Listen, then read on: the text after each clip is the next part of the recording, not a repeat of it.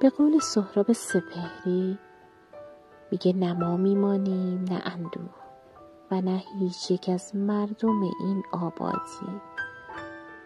به حباب نگران لب یک رود قسم و به کوتاهی آن لحظه شادی که گذشت.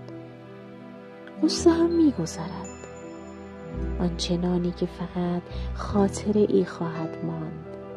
لحظه ها عریانند، به تن خسته خود جامه اندوه مپوشان هرگز. زندگی ذره کاهیست که کوهش کردیم، زندگی نام نکوهیست که خارش کردیم. زندگی نیست به جز نم نم باران بهار، زندگی نیست به جز دیدن